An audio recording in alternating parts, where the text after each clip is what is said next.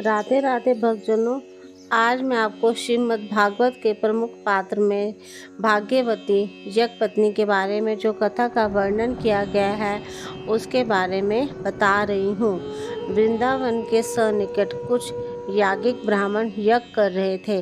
भगवान श्री कृष्ण ने अपने सखाओं को उनके पास से भोजन के लिए कुछ अन्न मांगने के लिए भेजा। याज्ञिकों ने उन्हें अन्न देना अस्वीकार कर दिया। फिर भगवान ने उन्हें याज्ञिक ब्राह्मणों की पत्नियों के पास भेजा। याज्ञिक ब्राह्मणों की पत्नियां भगवान श्री कृष्ण का संदेश सुनकर थालों में भोजन की विविध सामग्रियां सजाकर बड़े उत्साह और भक्ति के साथ उनके स्वागत के लिए चल दी। जब सभी याज्ञिकों की पत्नियां भगवान श्री कृष्ण के पास जा रही थी, तब एक याज्ञिक भोजन कर रहा था। वह अत्यंत क्रोधी और कृपण था। उसकी पत्नी ने अपने पति से कहा, नाथ, सभी यज्ञ पत्नियां भगवान श्याम सुंदर के दर्शन के लिए जा रही हैं। आप मुझे भी जाने की अनुमति प्रदान करें। ब्राह्मण ने कहा, तू कैसी पत्नी है कि पति को भोजन करते हुए छोड़कर कृष्ण के दर्शन के लिए ललायित है। तेरा स्वामी तो मैं हूँ, मुझे छोड़कर तुम्हारा यह नया स्वामी कौन है? ब्राह्मणी ने कहा, आप मेरे शक्ति के स्वामी हो, आत्मा के स्वामी तो श्री कृष्ण ही हैं। मैं उनके दर्शन के लिए अवश्य जाऊंगी। ब्राह्मण खाना पीना भूल गया। ब्राह्मणी का उत्तर सुनकर वह अभिमानी ब्राह्मण जल उठा। क्रोधित होकर उसने दृढ़ता के साथ कहा, अच्छी बात है, देखता हूँ कि तू मेरी आज्ञा के बिना कैसे जाती है।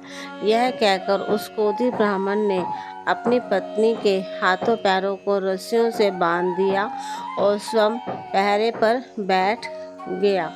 उसकी पत्नी ने कहा, शरीर पर आपका अधिकार है तो उसे आप बांध ही लिया है। प्राण और आत्मा तो उन्हीं श्याम सुंदर के हैं, उन पर अन्य किसी का अधिकार नहीं है। शरीर ना सही, मेरे प्राण और आत्मा के साथ ही उनका मिलाप होगा। यह कहकर उसने आंखें मूंद ली। जिस मालिन को श्याम सुंदर ने निहाल कर दिया था, वही मालिन मथुरा में इन ब्राह्मणों के यहाँ फूल माला देने आया करती थी। वह प्रतिदिन विप्र पत्नियों से श्याम सुंदर के अनुपम सौंदर्य की चर्चा किया करती थी। उसके मुख से विप्र पत्नी ने श्याम सुंदर के स्वरूप का जैसा वर्णन सुना था, उसी रूप का वह आंखें मूंद कर ध्यान करने लगी।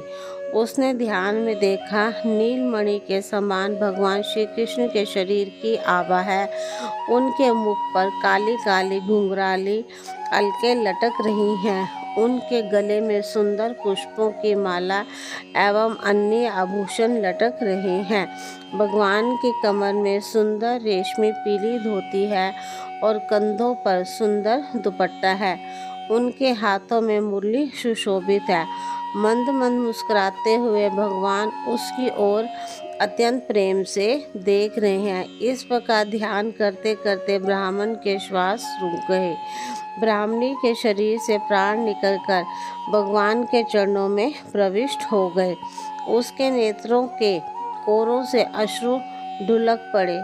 ब्राह्मणी की आत्मा श्री कृष्ण से मिलकर एकाकार हो गई और उसका प्राणहीन शरीर ब्राह्मण के पास पड़ा रह गया।